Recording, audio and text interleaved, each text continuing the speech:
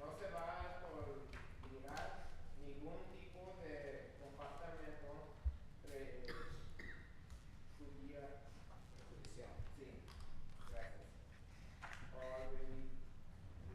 revoltoso.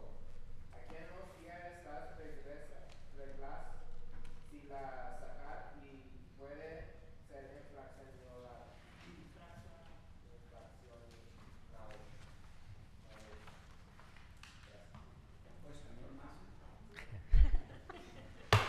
Six oh three, the meeting is now called to order.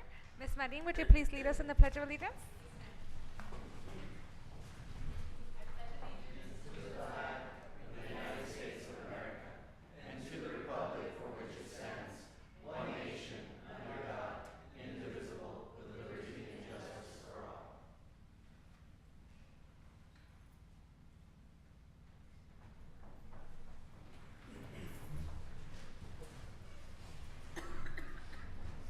Item number 3, establishment of quorum.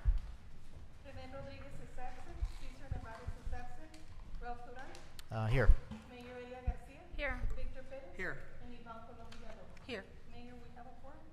Item number 4, public comment. Our first speaker, Miriam Cruz. Ms. Cruz, you have 3 minutes. Thank you, Ms. Navarro. I'll be quick. I can't stay, fortunately for some of you who don't like to hear me speak at the meetings. But unfortunately for me, because the last 2 meetings that were scheduled, I was here for 45 minutes. I get here around 5:45. We waited till 6:30 for the meeting to start both times. 45 minutes of my time wasted. Before that, I reviewed the agenda thoroughly, and so I was prepared to talk on about probably 10 items, Ms. Navarro, I probably signed up for, which you will hear today. Unfortunately, I can't stay. I have another meeting that I have to be at, partly because y'all chose Wednesday instead of a Thursday to hold a special meeting. I usually like to keep my Thursdays clear so I can come to the meetings. I'm glad you have quorum. I'm glad that items will be discussed and will be voted on today. But I just want to say that not only was my time wasted, but a lot of the individuals here were also here for those meetings. And for twice, a lot of their time was wasted, which is very unfortunate.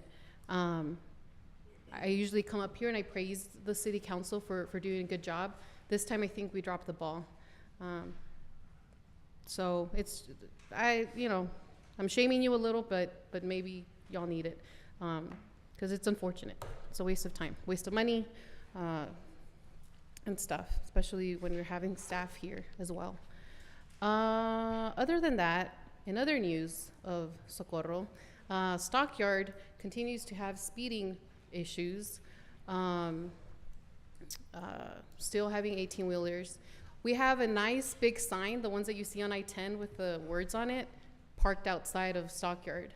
I'm pretty sure we're not a parking lot. I'm pretty sure our streets are not meant to be parking lots. It's been sitting there all Easter weekend, along with other work trucks. I'm not sure when we're gonna get around to do something about that. What else? Unfortunately, I don't have time, obviously, to go through each item that I wanted to talk to about today.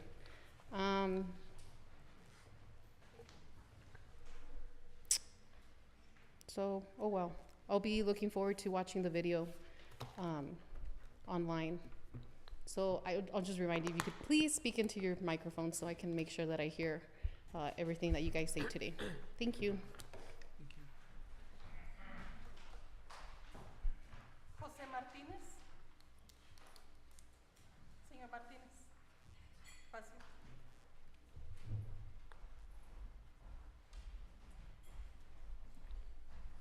Buenas tardes, mi nombre es José Benito Martínez y nada más vengo a ver si es posible que me paguen por favor el vidrio que me quebraron los que trabajan en limpiando las yardas, ya que iban por la calle Lidia el día 22 de enero, iban limpiando la calle Lidia y una piedra le pegó al vidrio de mi carro que estaba en un lado por pegadito a la bardita de la casa y le quebraron el vidrio de en medio. Fui con la señorita Olivia Herrera y ella me dijo que íbamos a tener corte aquí ahora. Y yo nomás por favor les pido, porque mire, mi carro yo lo tenía a la venta desde esa fecha, porque se estaba viniendo la oportunidad de haberlo vendido. Ya se pasó la fecha de venderlo, el vidrio todavía sigue quebrado y les envié este presupuesto donde me están cobrando $150 por poner el vidrio. Ellos tienen también la copia. Y yo nomás eso vengo, nomás a ver si es posible que me paguen mi vidrio. Muy amable, que Dios les bendiga. Gracias. Laura Sosa. Señora Buenas Sosa, tardes. tiene 3 minutos. Mi nombre es Laura Sosa, vivo en La Paz More y estoy teniendo muchos problemas para salir de la casa porque hay mucho tráfico ya y yo quería saber qué van a hacer con eso. Y sobre las entradas que hicieron en La Paz More de pavimento que no le pusieron a muchas casas. Y de las casas que dicen que van a autorizar para atrás porque se va a juntar más tráfico allí y vamos a batallar para salir nosotros. Gracias. Trini López. Thank you, Ms. Navarro.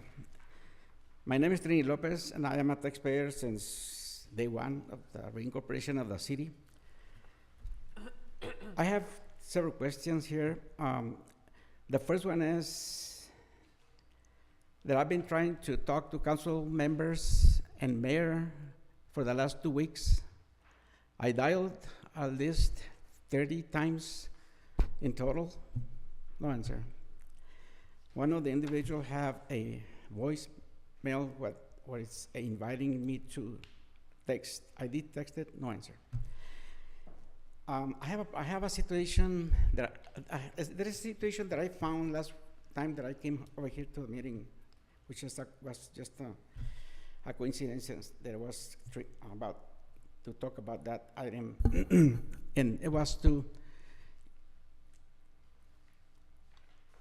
nullify the ordinance about M1 and M2.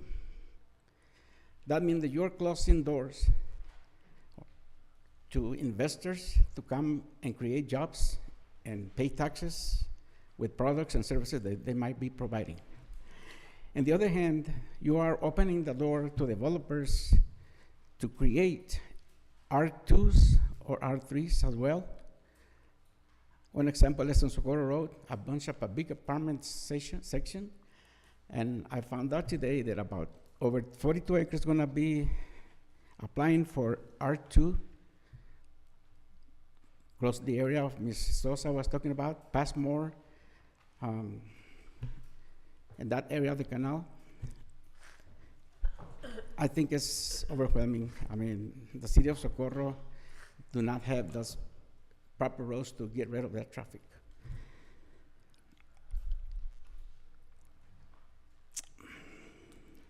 I think it's something that needs to be to take into consideration. I want to know when I can get in touch with council members and mayor, because to me, calling and calling and calling is frustrating, and I don't have that much time. I work a lot, many hours a day, and when you call and nobody answers, it's not nice. I think you guys are carrying a paid cell phone by the taxpayers of Socorro, and if you don't use it, let's save some monies. Put it there back, take it back. Thank you very much. I'm trying to be rude or anything. I'm just trying to explain the situation that I have going through. Thank you very much and have a good night. Mayor, those are all our speakers.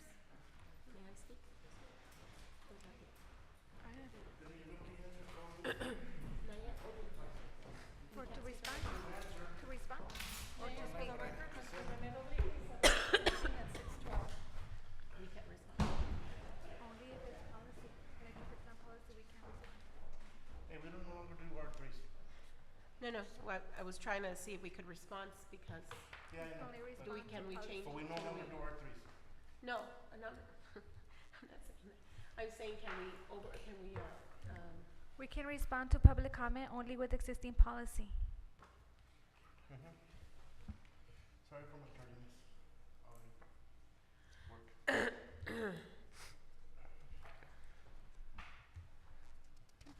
Item number 5, proclamation to celebrate Autism Awareness Month from April 1 through April 30th, 2019. So much to approve. Second. Do we need a motion? Okay, no, we don't. You should, because we did it last time. Yeah, for autism, yes.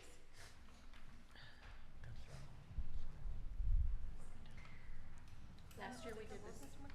Whereas autism spectrum disorder, ASD, is a complex developmental disability that can cause significant social, communication, and behavioral challenges, and is a spectrum disorder, meaning can occur in varying combinations and severity. And whereas there is no known cause or cure for autism, however, continued research has provided a clearer understanding of the disorder and has led to better interventions and therapies for individuals and family members. And whereas autism is the fastest growing developmental disability that affects 1% of the total world's population, this number has increased its prevalence by 6 to 15% each year from 2002 to 2010. And whereas more than 3.5 million Americans live with an autism spectrum disorder, with a new child having a 1 in 59 chance of being born with some form of autism, and males being 4 times more likely to be diagnosed with some form of autism than females. And whereas the Autism Society was founded in 1965 by Dr. Bernard Rimland, Dr. Ruth Sullivan, and many other parents of children with autism to improve the lives of all affected by autism, and is a leading source of trusted information on autism. And whereas the Autism Society of Texas, El Paso, is a nonprofit organization working to promote and advocate for individuals of all ages on the autism spectrum to improve these unique individuals' quality of life. And whereas the Autism Society of Texas, El Paso, offers support to individuals on the spectrum, parents, siblings, and family members through group meetings, newsletters, and conferences where leading experts can present their findings on new treatments and therapies for those individuals living within the autism spectrum. We encourage everyone to explore and understand this disorder so that we can provide more acceptance and assistance for individuals living on the autism spectrum. Rene Rodriguez, Aye. Cesar Nevares is absent, Ralph Duran, Yes. Victor Perez, Aye, but there is one correction. Where it says autism, we're 4 times more likely to be diagnosed with some form of autism than, THAN. That should be the, instead of that. Okay. and Iván Colom Villalobos. Yes. And mine was an aye, yes. Item number 6, proclamation to declare April 15 to 19, 2019 as Public Safety Telecommunicators Week. Second. Evening, Mayor and Council, staff, audience. Last week was Telecommunications Recognition Week. We did recognize them at the police department. We do that because they are often the forgotten individuals in the first responder wheel, so to speak. Everybody remembers the police, fire, and ambulance people, but they don't necessarily remember the communications center that actually starts us. So they do important work for us. It's their job to remain calm on the other end of the phone when the caller may not be. They are the ones that coordinate the response for us. They are the ones that get the services started. Not only do they do that, but they also provide emergency information for CPR, such things as CPR and choking. So it is an important job that they do. I think that it's very important to recognize them. Where the police officer may respond to a scene and get closure on that, the dispatcher doesn't have any closure because the dispatcher is shut off in a communications room and they don't necessarily see the end result. And actually they're running from phone call to phone call, whereas the police officer is on the street closing out the cases as they go. So sometimes they actually have more stress in their job than we do. I just want to ask you to join me in recognizing that work. Whereas the Association of Public Safety Communication Officials endorses and recognizes the second full week in April each year as Public Safety Telecommunicators Week. And whereas public safety telecommunicators provide the first critical contact for those in need of emergency services, they are the first of the first responders and must ascertain the location, nature, and extent of the emergency. In the midst of a person's crisis and under high pressure, public safety telecommunicators exhibit compassion, empathy, and understanding while maintaining a high degree of professionalism. And whereas the City of Socorro proudly recognizes the dedication and service provided by these men and women. Therefore, I, Elia Garcia, Mayor of the City of Socorro, do hereby proclaim April 15 to 19, 2019 as Public Safety Telecommunicators Week. Rene Rodriguez. Aye. Cesar Nevares is absent. Ralph Duran. Yes. Victor Perez. And Ivan Colombia Lopez. Yes. Moving on to consent agenda, do we have a motion? Make a motion to approve. Second. Rene Rodriguez. Aye. Cesar Nevares is absent. Ralph Duran. Yes. Victor Perez. Aye. Ivan Colombia Lopez. Yes. Item number 16, discussion and action regarding the adoption of a relocation assistance plan in connection with the acquisition of property for the Nevadas Road Alignment Project. Motion to approve. Discussion? Second for discussion. Mayor and Council, we prepared at administration's request a relocation assistance plan. Texas law is if you're going to use eminent domain, if you reserve the right to use eminent domain to acquire property, to condemn property, you have to have a relocation assistance plan. We did not have one when we came to look at this most recently. I think it came up with the Nevada's Road Alignment Project. We developed it. It's lengthy. I mean, we've tried to draft it to give your administration discretion about when it's needed and how to use it and what's reasonable substitute housing and that sort of thing. The idea is if you're going to displace people from residences from where they live as a byproduct of acquiring the property for public use, then you have a relocation assistance plan. There is obviously a limit. The overall limit is no more than $10,000 per property owner. And I'm happy to answer any questions you have. Mr. Perez? Just for clarification, the eminent domain, the individuals that are being displaced will receive fair market value for the property, correct? Technically, no. Okay. As a practical matter, probably. The legal requirement is not market value. The legal requirement is Appraisal. no. Not It's even that? actually it's fair value. Okay. Never mind. Or if you're at the federal level, it's called just compensation. Okay. And you could have a 2-day seminar with lawyers and real estate appraisers about the difference between fair value and fair market value. Okay. It's as a practical result, I'm not sure I've ever understood there to be a meaningful difference. Okay. So then, and I can follow up question. So then, the cap of $10,000 is in addition to, or to the fair value? In some cases, and if you read it, there are actually some cases where, well, if we're going to pay you X for the property, then we'll pay you the difference between that and the $10,000 cap. But again, we try to draft it in a way that gives your administration a great deal of discretion to assess it on a case-by-case basis.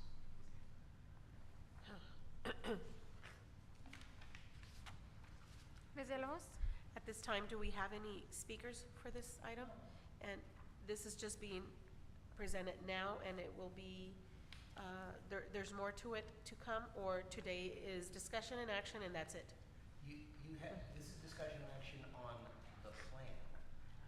The law is we have to have a plan, a written, approved plan. Plans are plans.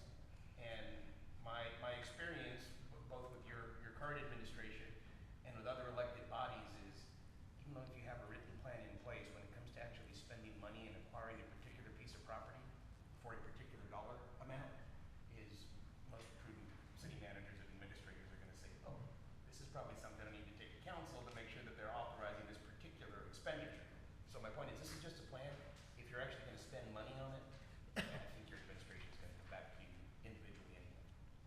So if we later change our mind based on what we read here and find out other information and we're not comfortable with it, right now it's just a plan. Right, it's not an ordinance, it's not a law, it's not even a formal policy. It's Okay. a plan that the law says you have to have on the shelf. Okay. Right. Mr. Perez? So at such time that we need to implement the plan, will it be converted to a law or it just remains a plan? Yeah, it should remain a plan. The answer is, you have the authority to do that, you have the discretion to place it in the form of an ordinance. That's not my recommendation, because then you have less discretion. Okay. My recommendation is keep it as the plan. There is a requirement in law that says you have to have a plan. And then on a case-by-case basis, when it becomes to individual properties for individual projects, you can let your trustee or administration come back and say, this is what we're proposing, we want to spend X amount for property number 2. Do you approve us doing this? And then at that time, you could always weigh, is that in conformity with our plan, is it different from our plan, does it trigger the need to amend the plan? Okay. Thank you. Thank you. Rene Rodriguez? You have a question? No, I just had a comment. It's just like a living document. That's all it is. It's not set on concrete. Aye. Cesar Nevares is absent. Ralph Duran? Yes. Victor Perez? Aye. And Iván Colom-Villalobos. Yes. Item number 17, discussion and action to approve the fiscal year 2019-2020 budget calendar.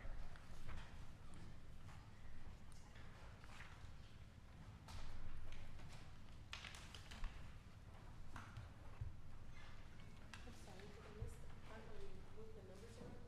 No. These are just dates to start. No, I'm not talking about the budget, I'm talking about the items. Do I have the wrong packet? No, we went to 17, we did the consent agenda. And so then we're now at 17. So this bypass That numbers? was the consent. Oh, Yeah, make a motion to approve. Second. Mayor, one thing that council may be aware of, the proposed calendar that we have now is compliant with current law. Just be aware, every other year, I like to at least advise council at this point, don't forget, legislature's still in session. So you may have, to, depending on actions they take about deadline, this may come back to you very quickly, say we now need to change some dates. Rene Rodriguez? Aye. Cesar Nevares is absent. Ralph Duran? Yes. Victor Perez? Aye. Iván Colom-Villalobos. Yes. Item number 18, discussion and action on approving the unaudited financial reports for February 2019. Make a motion to approve. Second. Rene Rodriguez? Aye. Cesar Nevares is absent. Ralph Duran? Yes. Victor Perez? Aye. And Iván Colom-Villalobos. Yes. Item number 19, discussion and action on approval of Resolution 569 proclaiming the month of April Fair Housing Month in the city of Socorro, Texas to end housing discrimination and raise awareness of every resident's fair housing rights. Motion to approve. Second. Good evening, Mayor and Council. Ms. Alejandra Valadez is actually in training. She does return today, later on. Okay, for item 19, the key points are the month of April is National Fair Housing Month, and the city of Socorro wants to participate in this national campaign by informing our residents about the Fair Housing Act and their rights to protect them from illegal discrimination in housing. With the help of our PIO, our Recreations Department, and our IT department, we have developed an informational media campaign and added a webpage on our city website to inform residents about the Fair Housing Act. The campaign began this past Monday and will run through the remaining of the month of April. Rene Rodriguez? Aye. Cesar Nevares is absent. Ralph Duran? Yes. Victor Perez? Aye. Iván Colom-Villalobos. Yes.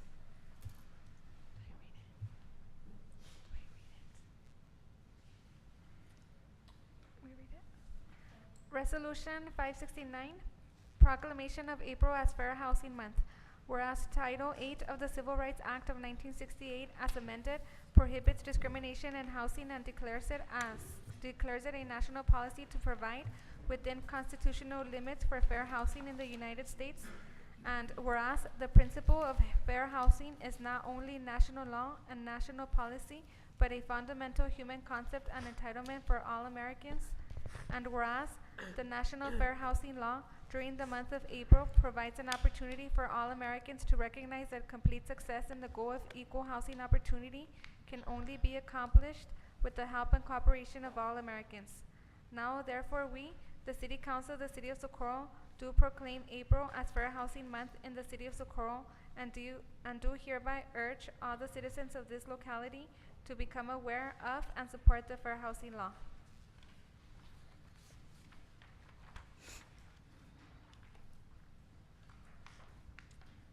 Item number 20, discussion and action to approve the submission of a grant application to the United States Marshal Service Fiscal Year 19 West Texas HIDTA program and authorize mayor to act as the authorized agency recipient. There is no match requirement for this grant. Motion to approve. Second. Do you want me to provide key points? Sure. Okay. Yes, ma'am. So the key points are just the Socorro Police Department will submit a grant application to the West Texas High Intensity Drug Trafficking Area program in the amount of $76,875 to secure funding for law enforcement personnel hours supporting the HIDA initiative. The $76,875 will cover the regular salary and the overtime for one law enforcement officer. There is no match for this grant. Those are good. Excellent. Aye. Yes. Aye. Yes.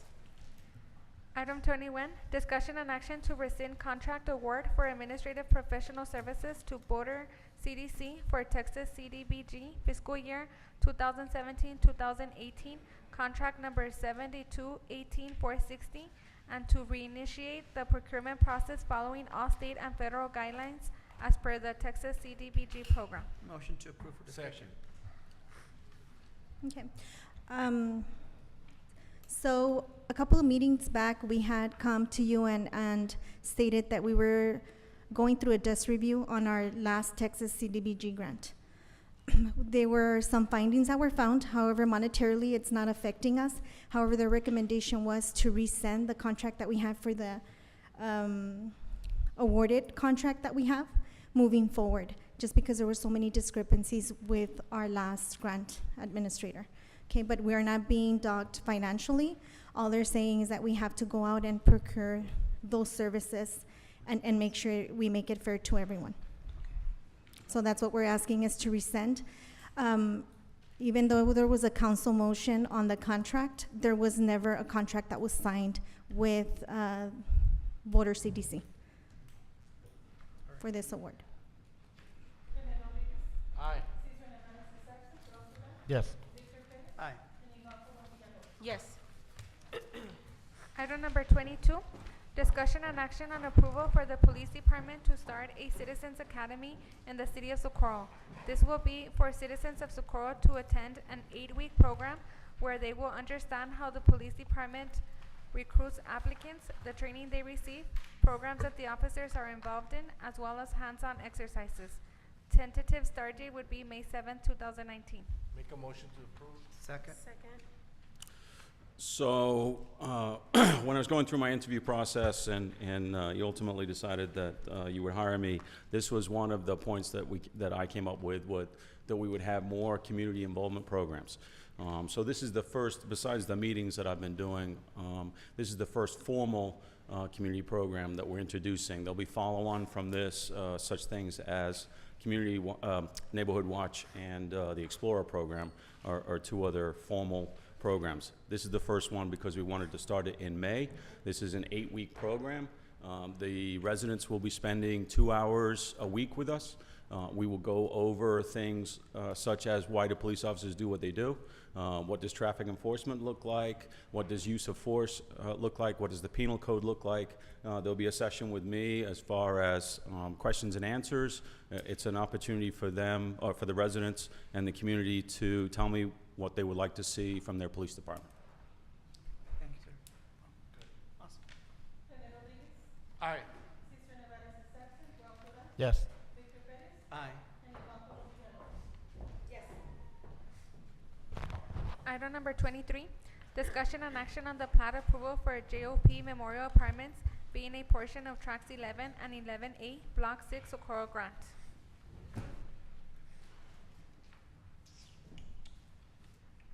Make a motion to approve. Second.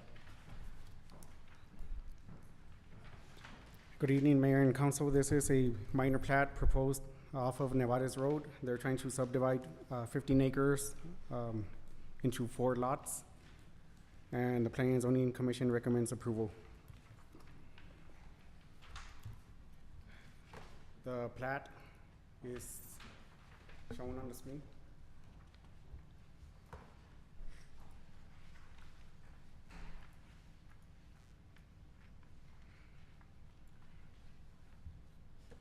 And they're gonna be dedicating an additional 50 feet with this plat on Nevada's.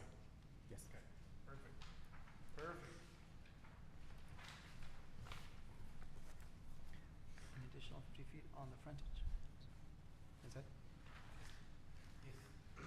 Remember, we have already directed staff long time ago that we need to widen our streets. So any plat that comes in, they've done a good job of actually asking for more right-of-way so that we can expand our streets, which is great. Aye. Yes. Aye. Yes. Item number 24, discussion and action on the plat approval for Nevada's Palms being Track 6A, Block 7, Socorro Grant. Make a motion to approve. Second. This is another plat off of Nevada's. This one is about 15 acres, and they're gonna be also dedicating some right-of-way. This time, it's gonna be in a form of an S, and they're proposing 2 lots with this one. This little shape that you see here on the end will be dedicated to the city. The Planning and Zoning Commission disagreed with this one. They provided us the reasons that you see on your backup material. Their concerns were because they wanted to be consistent with a recommendation from the rezoning. They recommended denial on the rezoning, and they thought it was best to recommend denial of the plat. They also, because the second reason they provided is because of the proximity to Alameda. Number 3 is a substandard condition of Nevada's road, and because there's only a stop sign on Nevada's and Alameda intersection. And the last one is because there's no plans to remedy the situation. These are the reasons that were provided to us by the chairman from the Planning and Zoning Commission. And the Planning and Zoning Department recommended approval of this plat. So there was a disagreement between our recommendations. Mr. Perez? Thank you. Joe, was the commission made aware that along with all the development that there is that realignment of Nevada's to be able to remedy all those concerns? Yes, sir. To the proximity of Alameda? Yes. Mr. Rodriguez? And hence their commissioners that we appoint. And I just want to say, since we're touching on that, okay, we need to be well aware of who we appoint, because we're appointing people that do not understand our ordinances or all of our codes, okay? And we're putting these people who don't understand, and they dislike something that they don't understand. When we made the decision that we were going to widen the streets and we were going to dedicate it to align all of these things, and that's why we need to be well aware of how we appoint these people and show them somehow the way, because they're going to start denying stuff that we already see the vision, that we as this council sets the vision, and they're not abiding by it. So we need to address that too in the future. Mr. Duran? Well, they are advisory, which is, Yes. we have the final say. So a lot of times they don't have all the information that we have. I think if we can provide them with more information so they can make a better informed decision, but because they are only advisory, and we are the final say. Like I said, we do have that knowledge that we're going to remedy the situation. So because we do have the final say, I think that giving them more information will help them out. Ms. Villalobos? I completely disagree with you, gentlemen. The gentleman that I appointed, not only is he in construction, he's in real estate, and he's also a broker. I know that he knows what he's talking about, but I don't know where he stands here. I don't know if his vote was one of the approval or denial. I don't think we have enough information of why they denied it. I think these little sentences are vague and not in detail. I strongly suggest we postpone this and do a little bit more investigation of why they denied it, and then make an informed decision next time. Mr. Perez? I just have that concern that, that is, and not a criticism on anyone in particular, just in terms of a city, in terms of a department, that if we did enough of a good job in explaining what the vision is for that area, because the intent is for them to have as much information as we have that is appropriate, because that is not barred by legalities or anything else, that they can also make a determination and provide that advice to council. So that's where my concern is. And again, it's not on anyone in particular. I don't know if a city, because that includes all of us, if we did enough of a good job in explaining that to them. Right, if I may, Michael Milam, city planner. So with regard to transparency, is that I have not seen where there is a flaw between the communication between the commissioners and that information and what's communicated to this deciding body. Part of the vision was explained to the commissioners. As a matter of fact, it was one of the first cases that I reviewed in the realigning of Nevada's. From a traffic perspective, is that this realignment serves a lot better purpose for us and also for TxDOT. From a functionality of accessibility and connectivity, this is the best thing that we can have. And so that was also communicated to the commissioners. So in the realm of transparency, I think that the city has met its due diligence in reporting that, understanding that the commissioners, like everybody else, could have potential other visions than this body. And in my opinion, they communicated that. But in the relationship between the department and its communication efforts, I think it's above and beyond. Thank you. Thank you. Mr. Rodriguez? And the only reason why I'm saying that is because my appointee is no longer there. So I have to appoint somebody else, and I'm not just gonna pluck somebody out just because they want to be in that commission, because it is a commission that sets standards of what the vision that we have set forth. And there's individuals that I had a conversation with that are irate because I don't put them, because they have a different mindset and they don't understand the role that they're in, that they're supposed to obey by what it is written down and not what they believe. And that's what I was just saying, is that I'm gonna do my due diligence. I'm gonna put somebody that I believe understands the goals that we set. That's all I was saying. I don't mean to knock on anybody. All I'm saying is I know that they're well informed, and yet just because they don't want to or whatever it may be, we just have to make sure that we stick by our guns. Mr. Perez? Just to go back to this issue, I think that I'm not so sure that we need to postpone it. I think that we have been informed enough by the department to know that we have an overriding safety issue there in Alameda on both sides. The only thing is that on the more southern Nevadas, you have the protection of lights, whereas on the north side of Alameda, you don't have the protection of lights. And I think that that's the overall, for me, the overarching safety concern that will be addressed in this development.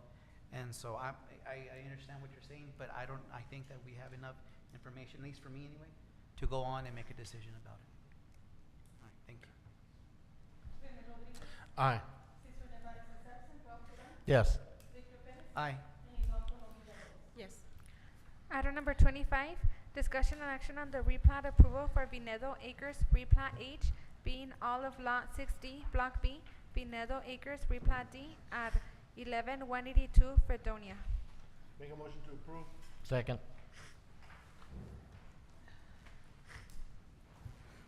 This one is just a lot split.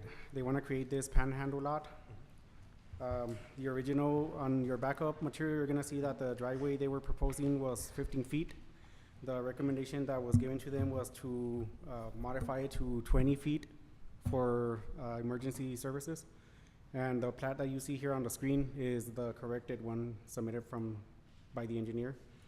So the Planning and Zoning Commission recommends approval. And the issue with the driveway has been fixed already. Aye. Yes. Aye. Yes. Item number 26, discussion and action on the replat approval for Aldama Estates Replat C, being all of Lot 1, Block 7, Aldama Estates located at 208 Midnight Sun Drive. Make a motion to approve. Second. On this one, they're proposing 4 lots. They want to subdivide a 1.25 acres into 4 sections. The Planning and Zoning Commission recommends approval. This one is off of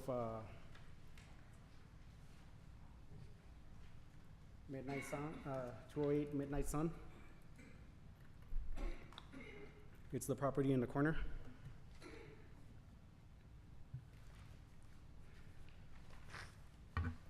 Mr. Perez?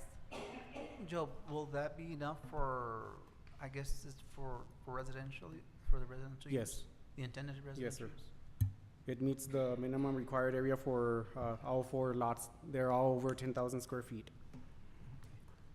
Thank you. And it's all zoned R1, consistent with the subdivisions around it. So the actual, the individual lots will be zoned as R1 as well? Yes, Okay. correct. Thank you. Aye. Yes. Aye. Yes. Item number 27, discussion and action on the replat approval for La Jolla subdivision, replat H being all of Lot 15, Block 4, La Jolla subdivision located at 101 Santa Paula. Make a motion to approve. Second. This one is also a lot split. It was explained to the commissioners. By dividing this property in half, this is a total of half an acre. They want to split the property this way in half to build a second house or whatever they can build there. We explained to the owner of the property that by subdividing the land as proposed, they're gonna have some reduced setbacks. And we went out to the field because that was a recommendation from the Planning and Zoning to approve it, but to make them aware of the setbacks. So we went to the field and we marked más o menos where the setbacks were gonna be.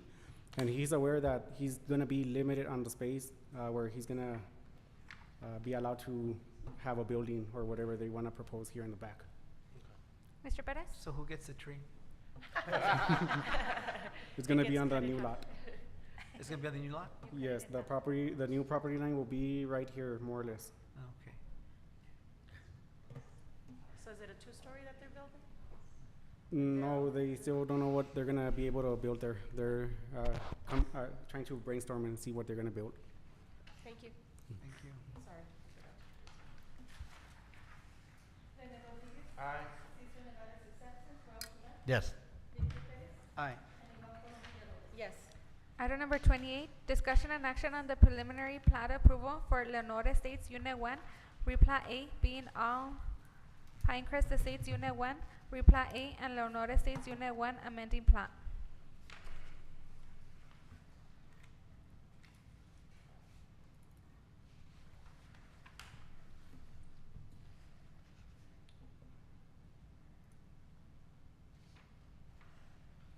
Make a motion to approve.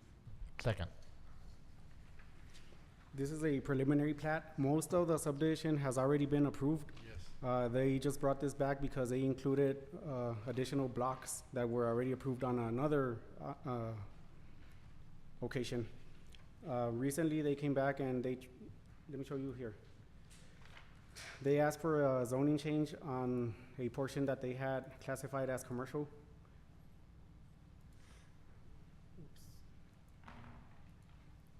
So this little area that you see here in pink was rezoned recently, and they came back and they redesigned the subdivision to include this block with these two cul-de-sacs.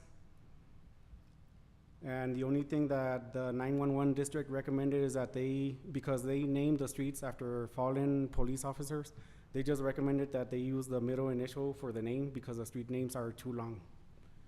The Planning and Zoning Commission and staff is recommending that they approve this with conditions imposed. Some of the conditions that are not mentioned in the subdivision design ordinance is the requirement for a rock wall around the ponding areas and a sidewalk. There's been other subdivisions that were approved with and developers have gotten away without providing rock walls or sidewalks on this little lot here in the corner, for example. They would have to put a sidewalk from here to the park. So when the builders come, they can tie in the new sidewalks into the existing sidewalk that's already provided by the developer. There's other subdivisions that don't have that, and that's why we're bringing this up. We're recommending that you ask for a rock wall around the ponding areas and have the parks developed by the developer. There's a couple of parks that were turned in on other areas that were just dirt, no improvements or anything. So that's why we're bringing this to your attention. Okay, so Mr. Rodriguez? Jim, I brought so we can change some ordinance precisely because of what he just finished saying. Okay? So I want to know that if we approve this with these conditions, are we okay?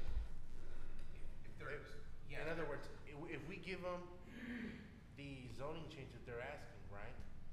And we want them to build the rock wall around it with all the stuff and do the park. With those conditions into it, are we gonna have a problem later on if they don't do it? Because we already approved the plan? No, because they're conditions. Okay. So we're good. I just had a Mr. question. Perez? And please, I forgive you just for my own personal benefit, of not remembering. This is on the south side or north side of North Loop? It's on the north end, It's on the north end, sir. On the north side? Of North Yes, sir. Loop? Okay. Right, Thank and you. then if I may just add, is that we are examining the deficiencies in the ordinances and the rock walls and the contribution of the ADA sidewalks are a functionality of that review. So in the next coming weeks, we're going to introduce to the Planning and Zoning Commission a master planning ordinance that will cover those gaps, and then we'll bring them to you for approval. Mr. Rodriguez? Yeah, because we passed this like 7, 8 months ago. And I know it takes a while, but I mean, in this while, how many plats aren't we being presented with? And that's the issue that I do not want my residents in the future to have this problem with. Right. Because everybody else has nice parks, everybody else has, their kids can't walk into the ponding area, you know? And I'm tired of that we just let them go. You know, earlier we had our ex-mayor here saying that, oh, we don't do this. Well, he didn't even fix it. But yet we already passed an ordinance, and yet we haven't seen it. And that's my issue, is that, you know, I want better stuff for our residents. You know, we're not gonna just sit back anymore. And yet it's dragging and I feel personally, I don't know about everybody else. I'm just saying that we already passed something, and as time continues, we all know that if somebody comes in here, a developer, and tries and puts a plat, then they don't have to abide by ours. That's what I was asking Jim, is that I don't want to be faced with an issue that we already passed something 6, 7, 8, 9 months ago, and yet we haven't done it and finalized anything. But I want something with teeth to say, hey, I no longer want a /park ponding. You know what I mean? because we already passed all of those. We already passed, you're gonna name the park. You're gonna put lights on it, you're gonna put sidewalks, you're gonna have games for the kids. We already said that you're gonna put a rock wall around all of that, and yet I haven't seen it when we already passed it and approved it, and that's my frustration. I'm not bringing it out on our staff. I understand it takes time. But what I'm trying to say is, if I'm waiting for a big master plan, okay, that takes a while, I don't want to see a big master plan. I want this to get done and then bring us the stuff, because I don't want to be in a situation where we're approving these plans without none of these things that we have already approved. So I'm just saying, I am glad and I'm happy that you just told us that it's coming, and I'm happy, and it's not a knock on nobody. I'm just saying I'm happy and I'm glad that it's finally coming. Right. So thank you. And just for clarification, there is a difference between master planning ordinance and a master plan. Yes. Master plan is far more encompassing. But with all the things that you mentioned, sir, is that you're gonna see that we're gonna adopt state of practice and actually go above and beyond. Good. Ms. Villalobos? I also has been pressing on me, why we take so long to get those, ordinances changed. I know there's a lot of research to be done, but I guess my question is, since I've been here, I'm going on 3 years, these ordinances take months, year to get done, and I know that you haven't been here that long, and I'm not, knocking on anybody's door. I believe there's several parties involved, and when one party's done with her, it goes on to the next and then the next. But meanwhile, we're in the situation that we've been in the past with passing all these plat mats and all the growth that we're getting in here, which is wonderful, and we welcome it. But we have to make sure that our constituents are taken care of, that we're here doing what they're asking us, and which is sidewalks and parks that mean something, not just grass, and later on is dirt. So I agree with Mr. Rodriguez somewhat. So, thank you. Thank you. Thank you, guys. Thank you. Thank you. Rene Rodriguez, Aye. Cesar Nevares is absent, Ralph Durant, Yes. Victor Pérez, Aye. and Iván Correa Villalobos. Yes. Item number 29, discussion and action on the final plat approval for Sunset Valley Estates Unit 2, being all of tracks 1A, 1C, 1C1, 1D, 2A, 2C, 2E, Block 10, and a portion of tracks 5A, 5D, 5D1, 6A, 6B, 6B1, 7B, 7B1, Block 11, Socorro Grant. Make a motion to approve with all of the staff recommendations. Second. This is the final plat approval.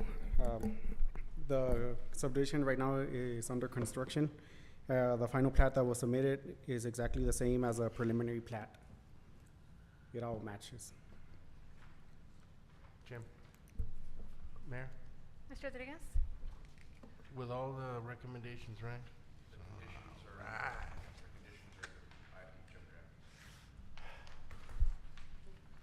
Joe, you can confirm that, right? Yes. Yes.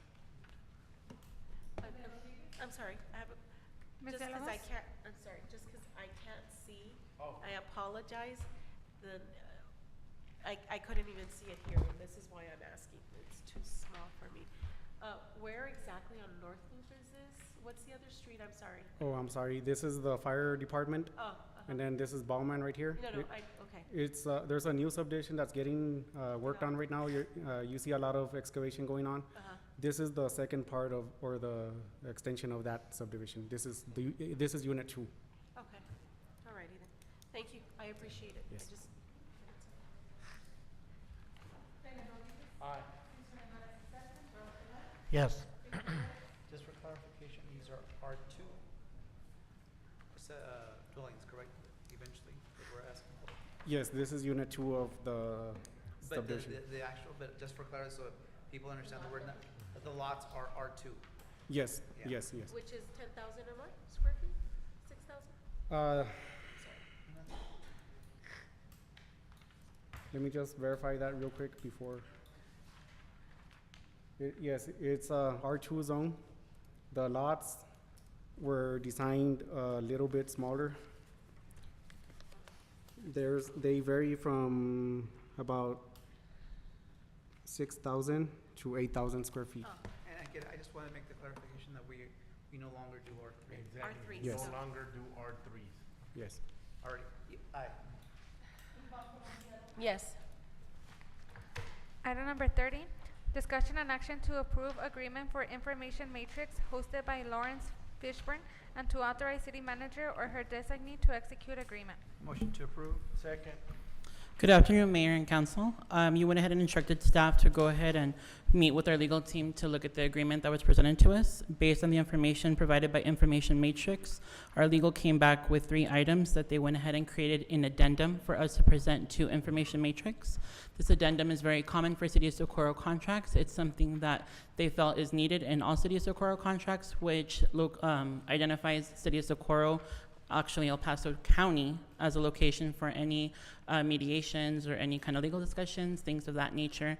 They ensured that it would stay here in the state of Texas. It also went ahead and gave specific details to shooting days, completion days, where they felt they were too vague in the original contract. They did come back just to ensure that we're following our purchasing policy compliance, and then they wanted to get verification from the company whether what type of business they were, an LLC or a corporation. Other than that, Mr. Marwan Bhatti did provide us the addendum that is attached to the contract, and they are presenting us the 3 items, which would be the 3 to 5 educational segment, the 5 to 6 corporate profile, and the 1-minute teaser commercial. In addition, they also do provide the web marketing campaign for us. City staff will do actually no work on this campaign. They completely take care of coordination, implementation, creation, and all rights are given to the City of Socorro. Mr. Perez?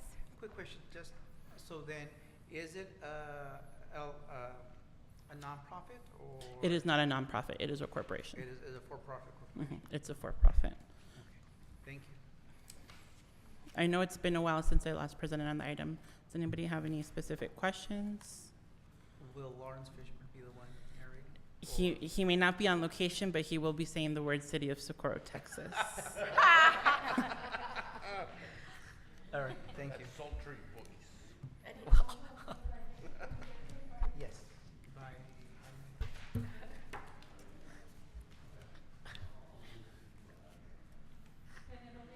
Aye. Yes. Aye. Yes. Item number 31, discussion and action on claim made by Jose Benito Martinez for damage to his property. Motion to approve for discussion. Second. Good evening, Mayor and Council. We did receive several complaints. On January 22nd, Mr.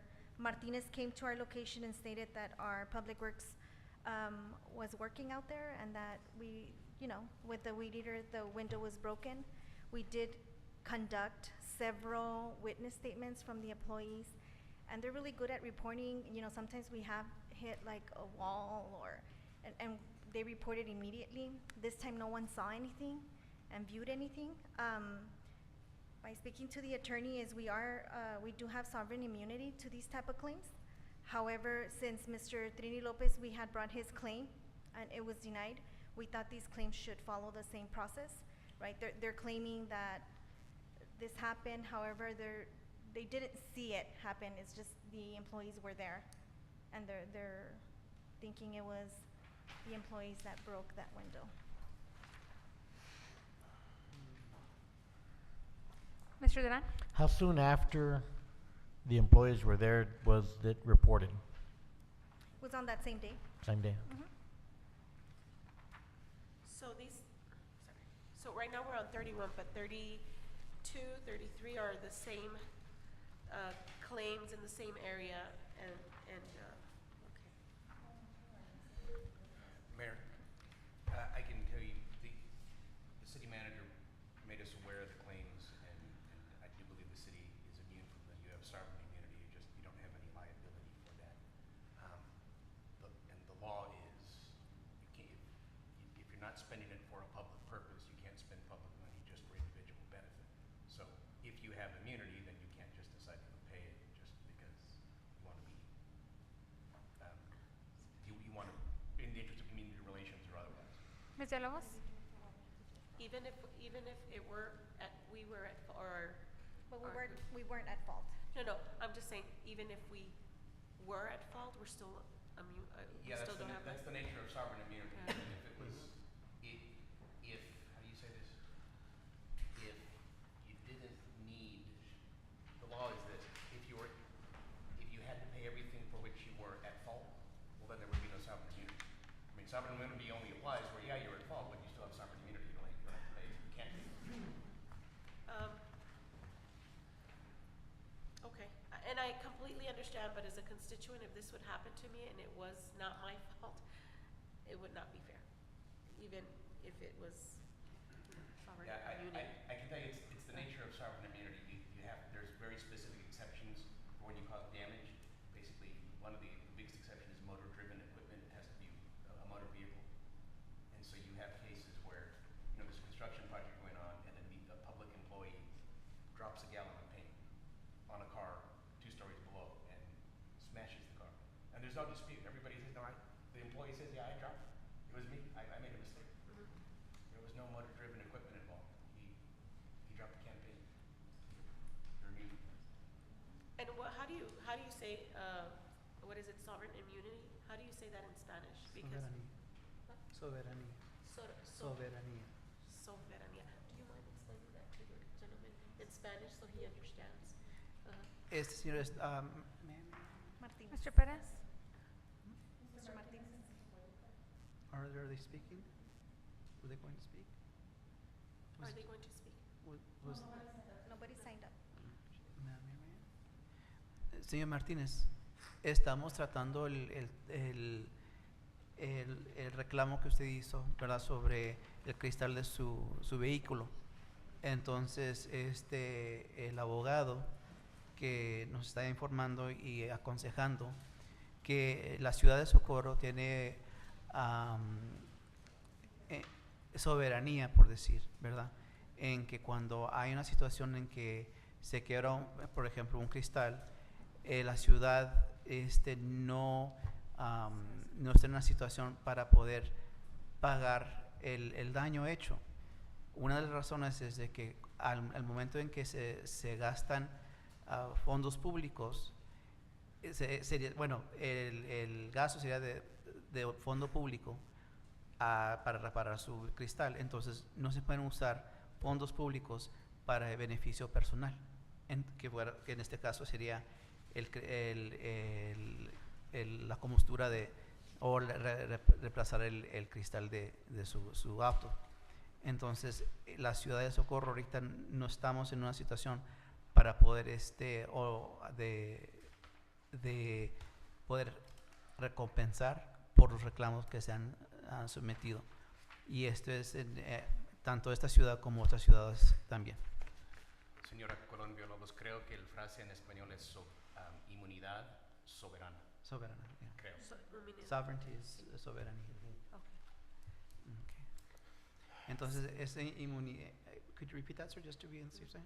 Creo que el frase es inmunidad soberana. Ese término de inmunidad soberana aplica a las ciudades porque la idea es de que si una ciudad pagara por cosas por daños, ¿verdad?, estaría pagando muchos reclamos, y aparte en el momento en que se paga un reclamo pierde esa soberanía que está establecida.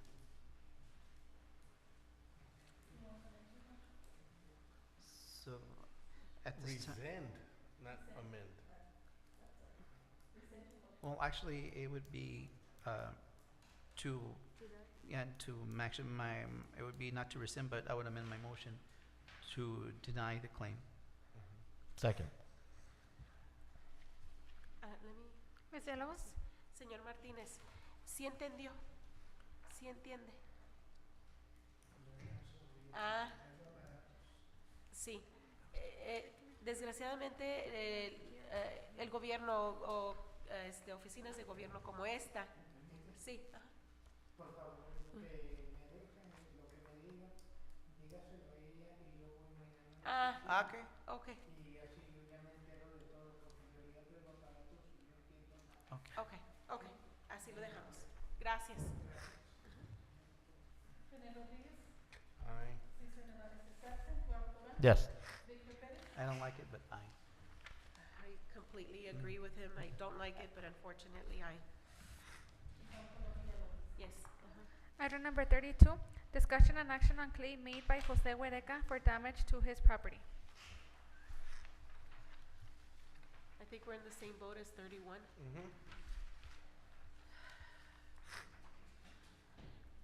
Make a motion to deny? Second.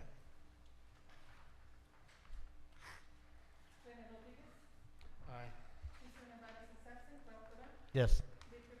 Aye. Yes. Item number 33, discussion and action on claim made by Arnulfo Ramirez for damage to his property. Same situation? Same situation. Motion to deny? Second. Aye. Yes. Aye. Yes. Item number 34, discussion and action to approve a collaboration project with Union Pacific to clean up around the railroad crossings. Motion to approve? Second. Good evening, Mayor and Council. This is actually Ms. Colon Villalobos' I guess, project. She contacted the railroad because we were receiving a lot of complaints regarding the trash and debris that's alongside the railroad, and she took the initiative and called Ivan Jaime. And there's collaboration that can happen between the city and the railroad in order to make these things happen. And Mr. Jaime does explain in the bottom that they'll provide us right of entry and railroad escort. They call them flaggers to collect the illegal dumping. This requires minimal approvals from Union Pacific and can be expedited. Okay, and they also said if the city can place dumps, containers in key areas, we can dispose of the illegal dumping for the city to haul away and dispose. This will require some approvals from Union Pacific, but it can be done if we do a collaboration project. Mr. Perez? Do they have personnel that would ever pick up? They do, however, from my understanding, correct me if I'm wrong, when Ms. Colombia Lobos reached out is for them to do things, it can take months, years in order for them to get the approvals. So that's kind of like the way they don't budget for that type of. It just seems very convenient It for does. that, if It we does. wait long enough, they'll pick it up. Yeah. That's basically. Yes. that's Ms. Villalobos? Yeah, and let me touch a base on that. So technically, our railroads are full of dead horses, animals, trash, mattresses on the side of the railroad, which is still the railroad side. But the way they see it is it's our constituents that are throwing. So we have dead horses on mattresses? Yeah. Not yet that I've seen. And so technically, Mr. Jaime said that in the past, they've been able to, when you collaborate, they've been able to work on this quickly, fast, even though they don't allocate funds for it. They can get approval for it immediately if there's a collaboration. But they won't do it on their own because technically it's not their trash. They're not the ones, this is not their trash that they're dumping on there. It's somebody else is doing it. And it's technically our constituents. Never? Well, No. and so, and let it, if you guys hear me and you're from Socorro, don't throw your trash. It costs you money because we have to, not we, but your taxpayer money has to pay for this. And we're constantly, I don't know how many phone calls I get. I do pick up my phone. I'm sorry this other gentleman said that I didn't, but he didn't call me. And that's what I wanted to say. He didn't call me. And so please don't throw your trash. If you're hearing this message, don't throw the trash. Don't dump it, trash it, and because it costs money. The city of Socorro spends so much money picking up this trash. It's unbelievable. But anyways, I just wanted to let you know what my conversation was with Mr. Jaime. Mr. Duarte, and can we collaborate with the Lower Valley Water as well and with grants for? Correct. So we would have to come up with a plan and then bring back a price because the containers aren't cheap. So that's going to cost us. But I mean, Mr. Mr. Medina here will work out a plan and then present to you all. Okay, thank you. Thank you. Rene Rodriguez. Aye. Cesar Nevares is absent. Ralph Durant. Yes. Victor Pérez. Aye. And Iván Colom Villalobos. Yes. Item number 35, discussion and action on ambulance services for the city of Socorro. Motion to approve for discussion. Second. Good evening, Mayor and Council. So I know that I've brought this item to you a couple of times, so I just want to give a little brief history and tell you where we're at right now. And I'm also asking for council's direction on how we want to proceed with this. Because we are getting close to budget time, it's important for us to make a decision. So, April 2nd, 2018, Mr. Fierro and Ms. Fierro and Mr. Bracamantes met with the city manager with myself and discussed possible ambulance services. On August 2nd, county came to present to council the services that had been expanded in 2008. Only Horizon and City of Socorro are expected to pay their portion for these services. I have asked multiple times, why just us? No real answer other than our budgets are wealthier. On August 27th, I went to the county commissioners and requested item be postponed until an interlocal agreement existed. That interlocal agreement was given to the city on August 28th, was brought to council, finalized sometime in October, where I recommended us not to approve it because we hadn't budgeted for it. Right now, we are covered under ambulance services through the county up to October 1st of 2019, this year. On January 2019, County Chief Administrator Betsy Keller sent City of Socorro Mayor Garcia notice letter letting us know that on October 1st, if we don't decide, and I don't know if you recall, it was given in phases that we would pay different amounts every year, right? If we accept it, that offer has been taken off the table just because we wanted to explore our services.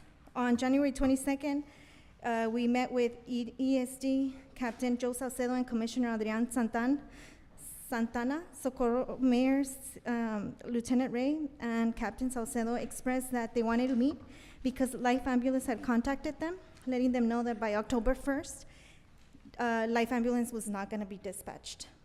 The County of El Paso, I just want to note that the County of El Paso has not gone out for bid for over 30 years. So they're telling us that the pricing that they're offering, it's the best pricing out there because they did do a regional study. However, we haven't seen that study. We did go through an open records request, and it's like pulling teeth. No real information came back. We went back all the way to 2005, and there was no information, no responsive information.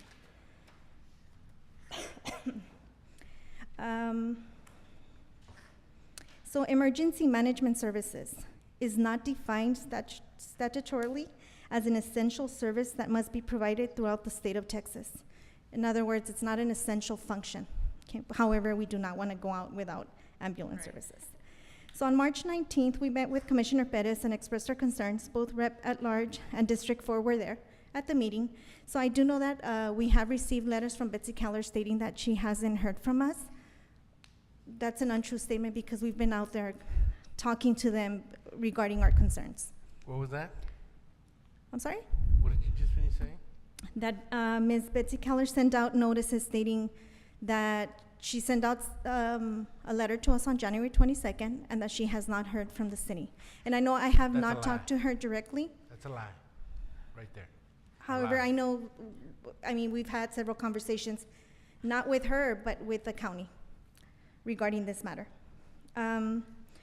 Staff is brainstorming on how to reduce the cost of the services such as provided facility, which we have Vineyard as a possible facility to house them, and we can also assist with the fuel for services being provided in our city. So we scheduled meetings with Life Ambulance, Old Dominion, and Elite, right, the ambulance, and by talking to them, they're all very interested in our, I guess, service, or, you know, for them to provide service, just because they haven't been given an opportunity for over 30 years to even enter I know El Paso uses a rotation list where they call Life, then they call, I think it's Dominion, and then Elite. In speaking with them, our job, well, what we were trying to do is how can we get services for the same amount, and how could we offset the cost? So they asked, do you have a location for a facility? Well, we do, we have Vineyard, right? So we thought about Vineyard, housing them. That has kitchen, it has restrooms with showers that would be adequate to house this ambulance service. And also we have fuel at a lower cost that they would be able to use just like our PD uses. They would call it in and we would track it and make sure that we would report that to council. One of the ambulance companies stated that it's good to have competition for better pricing, better service, better quality. When you eliminate the competition, then you kind of lack those type of services. So council staff believes it is doable to try to go out on our own. Staff is requesting permission to go out for an RFP and respond to the county as we're moving forward based on the information that we received. Mr. Perez? I guess part of the, if we were to say yes, going out for bids, I think that we need a plan in place first, I guess, because, for example, I have a question, who would dispatch? Would it be done through Us. police department? Correct. So right now it's done through the 911 district, but that's something that just happened maybe a year or 2 years ago. Before dispatch used to, I'm sorry, our dispatch used to dispatch to life ambulance. And I like to see in that proposal, I think that we do need to have a rotation list. I think that's a good idea. That way there's no one ambulance service having a monopoly. And Correct. And then also you have better coverage, I think. And even if they say that we're not required to go in RFQ, I think it's important for us to do so just for transparency and see what's out there. We don't know what's out there. And yes, pricing was first given to us and it seemed a little high, $300,000. But after working and knowing that, okay, we provide the facility, the cost lowers significantly also with the fuel. So, I mean, it's still out of our budget, but it's something that we can house. And I know that San Elizario and Horizon are looking at us to see what we do, and they might just join whatever Socorro is doing and kind of maybe create our own little district. A little co-op. Mr. Rodriguez? One of the things that I want you guys to keep in mind is that just the way this started, it just gave me a bad sense of what the county is headed in and what direction. One of the things is that they try to just come in and say, hey, this is what you guys are owed and that's it. Remember, they didn't even let us notify what was the true cost, because when it came down to it, we were gonna start paying $35,000. I want you to remember that. That was the initial cost. Once we said, okay, we might be able to put it in our budget, which I want to remind you guys that we were already going to finalize our budget at that particular time. And yet they came back and said, oh no, it jumped from 35 to 135,000. So those are the things that it wasn't working in good faith. We've worked with the county on many projects. We want to continue working with the county on other projects, but this is something that was done because, you know, it's political, I guess. And one of the things that I want you guys to understand is that, you know what, we can't go out on our own. Why shouldn't we? We're the second biggest municipality.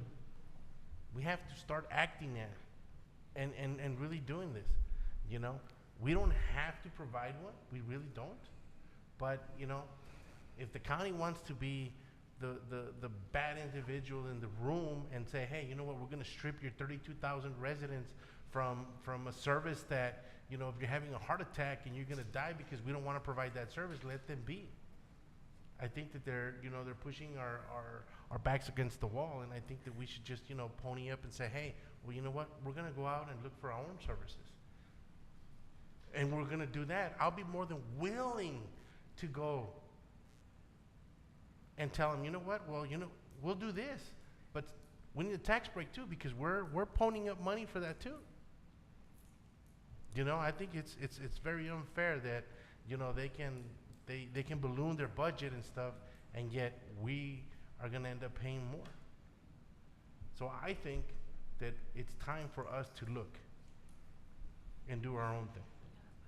It's just that simple. Mr. Duran? In your proposal, or in your, when you go out for the RFQ, I realize that people also pay a fee. Are you gonna look at what they're gonna be charging our citizens? Correct. So that's kind of where the problem is coming in, is that we don't have any raw data that's for the city of Socorro. We have a whole county-wide information.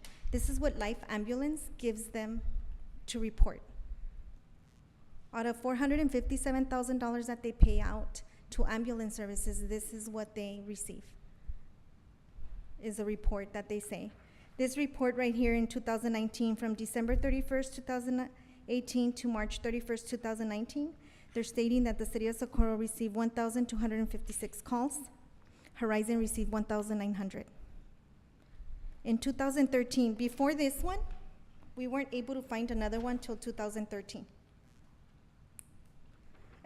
We went through minutes, tried to review how they were reporting. We weren't able to find, I don't know if they have, we were just not able to find it online. We researched, and like I said, when we do open records requests, it's like pulling teeth. No one really works with you. You have to go through different departments. It's just A bureaucracy. it's a mess. So this one in 2013, Socorro, they reported for Socorro 1,125 calls, Horizon 1,524. However, we're paying more. Because we're a bigger municipality. But, Makes sense. I mean, there's just inconsistencies, I think, with the process. I think that the county, I mean, they're entitled to go on their own, and maybe it's getting a little costly. However, they want to wing us off. I feel that we should do our homework before just saying yes to something that we don't know if we are really receiving the service. And we might take a hit the first year, but the following year, we're going to have raw information that's actually ours. Mr. Perez? I'm thinking of a few points. I hope I remember all of them. First of all, I think that if we do a comparison with a like-sized city and see if we can get better information from them in terms of their costs, their annual costs, and then maybe whatever the costs passed on to the constituents. Also, if we can look at and maybe having two kinds of RFQ or RFPs, or whatever method we use. One for individual ambulance service, one like create a competition among the ambulance services to write a better quote perhaps, and then a rotation, so that we can maybe compare which one would be best for us. If at that point that we decide to have ambulance service, that we can start developing maybe a co-op, a regional co-op, and we can take the lead on that, so we can better obtain better pricing from the ambulance services at that point. And then finally, I again reiterating the idea, I think that it is a good idea to have the service here, because if it's county-wide, then there is no guarantee that there is an ambulance within that will arrive at the emergency site within a reasonable time. So I think that if we have an ambulance or two with, south of the railroad tracks and then north of the railroad tracks, we can have a better response time. So. And I agree. Okay, thank you.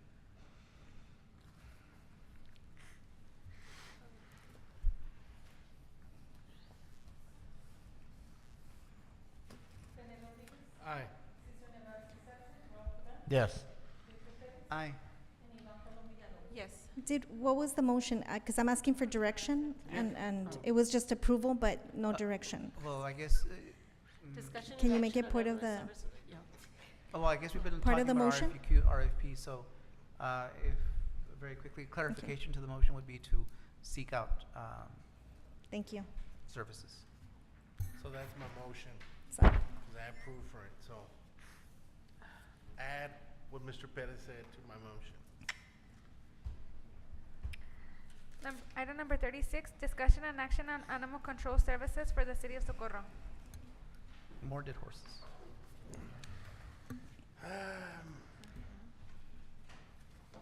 Make a motion to approve? Second. Okay. Again, Mayor and Council, I'm going to give you a little history on animal services. I don't know if you recall, but January 2017, around 2016, El Paso County, the Sheriff's Department came in and said, we are now doing animal control services. That interlocal agreement started January 2017. The first year, there was no significant complaints. However, this past year has been a bit challenging. The city has been dissatisfied with the service we are receiving, and speaking with neighboring communities, we're all experiencing the same concerns and issues. We were approached by Isleta del Sur, which is a Tiguas, and that's what you received right now. Tribal Council Member Rudy Cruz Jr.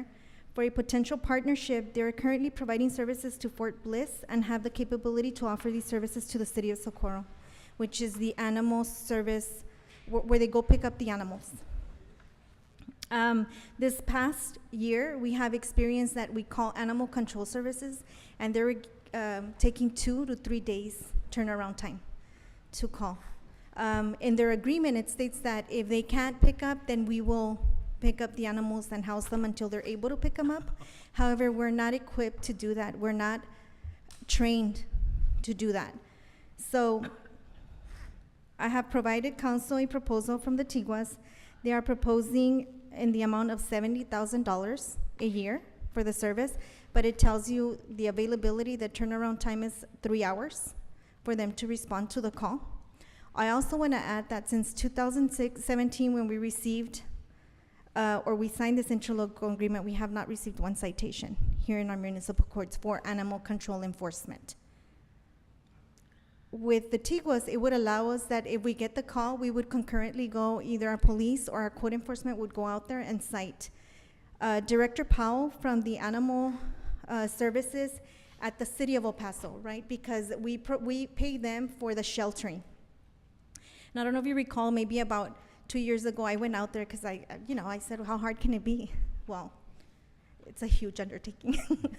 So we toured their facility. Right now, she is reviewing our ordinance, because what we want is for all municipalities to have and mimic the same ordinance. They're going to a no-kill zone. So how do you educate the public? How do you get there because killing the animals isn't really solving the problems. It's the spay and neutering. And so Ms. Powell is still willing to provide those services, the spay and neuters, because right now we are getting the services through the county, but there's also challenges. Sometimes when our constituents go out there, they're not able to get service for multiple reasons. But Ms. Powell is stating she's willing to come out here and educate the public and just work with us to make sure that we all comply. I know that we met with San Elizario and we met with Horizon, and they're pretty much on board with us in going this, just because we're not getting the service. However, we did meet with the county, and County Judge Samaniego did ask us to provide them a little bit of more time to see if they could give us a better deal. Our chief of police did talk to Sheriff Wiles this week, and he stated that they have just hired 6 officers where before they only had 2. So he knows that the services are going to improve, and he would like us all to stay centralized, right, with the sheriffs. He also stated that if we say no and we call, they will not respond if we go with, Tiguas providing services. Mr. Perez? Thank you. But again, we get into the same situation. When you think about it, 6 officers for the entire county. That's again, I think we end up having the same problem in terms of response time. Ms. Villalobos? Well, I did meet with Mr., I can't remember his name right now. I met with him by chance. We had a meeting as a realtor, as a realtor, we had a meeting, and he came up to me and asked me a couple of questions as a councilwoman, and the county did mention, the gentleman from the county, he's one of the head there, I can't remember what his name is right now. He did mention that the night that we had those dogs here that had no food, and it was cold and it was raining, they were short-staffed, and it was just a terrible day. And I said, that's not true, because we're always having problems. And I think I'm here to testify that me as my neighbor, I think I called you one day and told you his cows were on my side. They knocked down my whole fence and came on my side. Because of that, my neighbor ended up Mickey Mousing the fence, and his dogs got a hold of my boxer and mauled him, and they dragged him into the other side. When the sheriffs arrived, they didn't cite him. He had 6 dogs full of ticks, no food, and the cows were starving, and nothing happened. Absolutely zero happened. So what I did is I organized the whole neighborhood to bring food, donate food and hay, which they did. But that doesn't bring back my boxer. That does not bring back the fact that had the sheriff's department or the animal control done their due diligence, they would have taken these animals that were starving and not cause any damage on my end. God forbid it had been a child, out there playing. But anyways, those are my 2 things that have happened. I don't know if I should, because of my story, I should not vote on it, vote on this item. I have no idea, but I wanted you guys to understand what I've gone through recently, and that's it. Mr. Rodriguez? Oh, you were first? No, you were okay. first. Oh, I was okay. Yeah, I hate to be the bad guy in the room. But once again, time and time again, they have failed us with their service. We pay a lot into the service, okay? We need to understand that. We pay a lot into these services that we are not receiving. When is it going to end? I think it is time for us to move and get better service. Now, I am going to say it this way, okay? We don't know what the Tiguas, but the Tiguas are giving us a schedule. The Tiguas are saying, we will cite, we will do this, we will do that. They're willing to step up to the plate. If we don't go and give somebody else an opportunity, we don't know if we're gonna get better service or worse service. But one thing I will tell you, for sure, we will not get the same service that we're receiving from the county today. We're either gonna receive better service or worse service. And I am willing to take my chances on a new contract with somebody else because of the past performances of what we have been receiving. Let me tell you something, just like you, Ms. Villalobos, in my street, every damn dog is outside, okay? We have hold them down, and they come, and as soon as they load them up, everybody and their mothers comes out for their dog, and what did they do? Oh, this is mine, here you go, and here you go, and nobody got cited, nobody. And he let go of every single dog he caught in that block. So is that the type of service that we want to continue to have? Because if we continue, and I want to say this, if we do continue with this service, we are doing a disservice to our residents. Because just like it was your dog that got mauled, God forbid it would be a child. And that's what I want you guys to understand. That we need to do something because our residents are not there 24/7 in their yards because dogs have a tendency to make holes underneath fences and stuff like that and wander off. So we need to have better service, better quality than what we are receiving. At this point, I feel that we should just move on and give somebody else an opportunity. Mr. Arthur?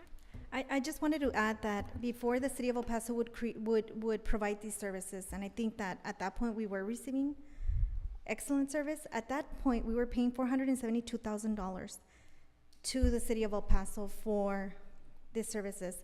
In 2017, it did go down to $325,000, so it's about a $147,000 difference. However, the county is charging us $63,455 for a service that I don't feel that we are receiving at this time. I don't know with the new 6 officers, and I can't, right, in the future, but I do know that Ms. Powell from the city of El Paso is the animal control officers from the Tiguas are being trained by them. And our ordinances are gonna mimic, plus we're going to require licensing, permitting, shipping your, when you put chips, or I don't know how you call those, microchips or into your dogs, and then how do you put the responsibility back to the resident, right? And then citing and making our residents responsible for their animals. And a lot of the time it's just lack of education. We don't know where to go, we don't have the money, but I think the city of El Paso getting this no-kill, they're really, really pushing for trying to control spay and neuter and be able to control the population of the dogs out there. I'm sorry, can you repeat how much we're paying them right now? Okay, so the city of Paso, we pay $325,108 a year for animal sheltering Right now, currently. to the city of El Paso. To the county, you pay $63,455 for animal control. And so the Tiwas will be doing both? No. The sheltering, only El Paso, the city of El Paso is the only facility right now that's available that can provide that service. Okay. Got it. Okay.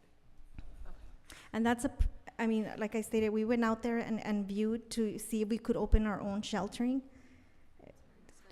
We're getting our money's worth. Mr. Leban? I have to agree that what we're getting is not what we're paying for. I've called them many times, and sometimes they don't even show up. And another thing is, when there's loose animals, they will not pick up a loose animal. They will only pick them up if you've trapped them. If there's a dog running around your house, they will not come out. They have to be trapped. And I think that's something that we need to see if the Tiguas will come out. And I think if we do contract with them, they will put on more officers because there'll be more work. So I think that I'm in agreement that we do need to see if something's better out there. And it is also, we do work really well with the Tiguas. So I think that it will be a win-win situation if we do go with them. Mr. Perez? One last comment. In terms of the services, I think that this will show the county that if enough of the small municipalities get together, that they're going to exit from their services and they might reconsider the quality of the services that they're providing. And that's something that Ms. Sanchez from San Elizario told the county judge and Commissioner Perez. She stated that they might be doing a disservice to themselves because they're all going to, just because of the lack of service, and somehow smaller municipalities, I feel like we're being bullied into because we say we're providing better service, this is where you need to be. So if my thing is, if they want to wing us off, okay, well then let us wing off and find, and it might not work for us, and we might be asking for forgiveness next year. But this also gives us an opportunity, and I apologize, this also gives us an opportunity to take the lead again. Yes. And to also maybe develop something regionally among the smaller municipalities, a co-op as well. I think it's time. Mr. Rodriguez? So I am asking council for direction on how would you like to proceed. It takes, I'm sorry, just wanted to conclude that I need a 45 written notice to terminate the contract. I can't just go tomorrow and say, it's not gonna happen. We're getting there, we're getting there. Okay. But all I wanna say, and my last comment is this, they added 6 new officers, okay? Which, for now, we're in a contract and we only pay 63. But that is an addition to what we're paying, okay? It's gonna be passed on to us. On top of that, Sheriff Wiles already went to county and asked them to, because he's doing a wonderful and great job, that he's asking for a facility for the dogs. Okay? Who's gonna pay for that? Who's gonna pay for that? I'm telling you, I ain't gonna put my taxpayers' money for that. And I want you guys to know that. So he's doing a wonderful job, and he's asking for a facility. Who's gonna incur that cost? And that's what I want you guys to think. I think it is, like Mr. Duran said, you know, he agrees with me. I'm happy.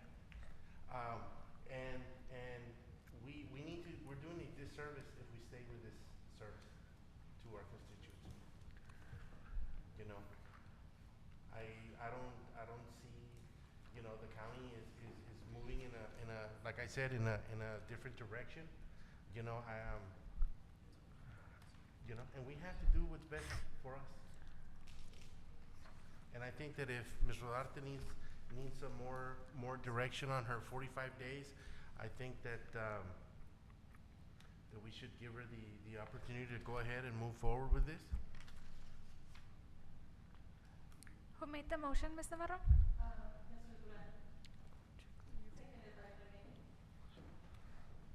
So then I'll amend my motion to allow Ms. Rodarte the 45 days she needs to terminate that contract and to contract with the Tiguas. In the amount of $70,000? If that's council's wish, yes, that'd be helpful. Okay, and negotiate. What is it? And negotiate with the D1s. And negotiate with the Tiguas. Second. I have a, okay, have we paid, do we pay in increments? Is that what we do? To Correct, the quarterly. county? Uh-huh. So we're paid up to a certain point? Okay, there's no refund coming back? That's No. what I'm saying. No. That's what I'm, But Adriana, we're still contemplating getting a final agreement, bringing it back to council. Correct. right. Right no, now, it's just a proposal, then I go back and let them know exactly how, I mean, I would have to view their facility and stuff to Okay, make got the it. decision. Yes.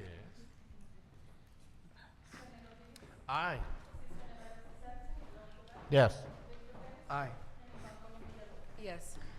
Item number 37, discussion and action to approve to hire Ralph Sellers and Associates for the appraisal of the realignment of Nevares Road at Alameda Avenue in the amount of $25,400. Motion to approve for discussion. Second. Good evening, Mayor and Council. This is a requirement in order for us to start the realignment process, is that we survey the area in order to make any informative decision. And this, I guess, was the best. Correct. They're the ones that we normally use, and we feel pretty comfortable based on the project that we're going to Past conduct. performance? Yes. Okay. That's the appraiser that we used for the old Waco Tanks project for all those parcels. And by the way, council, you've already, it's not obvious, you've already authorized this expenditure, you've already authorized, in connection with the Nevada's Road Realignment Project, you've already authorized your administration to expend money on surveyors, appraisers, and other professionals, and I think your administration is just, in the interest of full disclosure and transparency, just bringing you back this back to you to say this is what we're going to do, please approve. Ms. Villalobos? Two things. One, there was several bidders that came in. No, No. we went ahead and requested the information, but we're following our procurement process because they're professional services. And because of the experience that we have with them with Nuevo Hueco Tanks Road, this is who we administratively selected to conduct the survey. Okay, I'm not sure how fair that is according to our constituent world, but that's one. Two, just for the record, I've never worked or, because I am in real estate, I have never even heard of them. So just so you know that. Okay. Aye. Yes. Aye. Yes.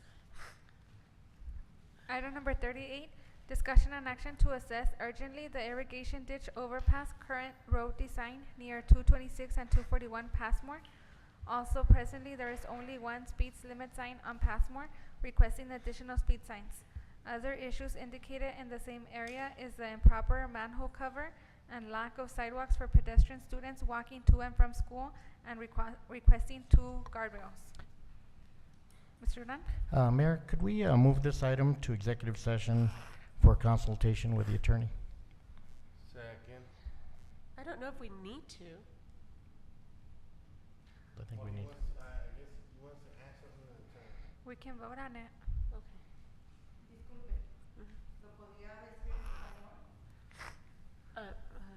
Ahorita vamos a ir a discutir este caso con el abogado. Cuando ya salgamos a discutir en público, vamos a asegurar que alguien de la administración hable con usted. Ay, disculpe, corrección. Estamos viendo si vamos a votar para hablar con el abogado. Con el abogado. Y si pasa la moción. Sí, sí, porque vamos a determinar si es... tenemos preguntas del abogado, entonces para hacer eso tenemos que entrar a una sesión ejecutiva donde es nada más la consultación entre la mesa y el abogado, señor. Y después de eso se abre la junta públicamente y se discute se dialoga el asunto. Disculpe, yo no hablé con usted. Yo puse este artículo. ¿Cuál es el? Okay. Okay. Aye. Yes. Aye. Yes. Do we have a motion to move into executive? So moved. Second. Aye. Yes. Aye. Yes. 7:50, we're now in executive session.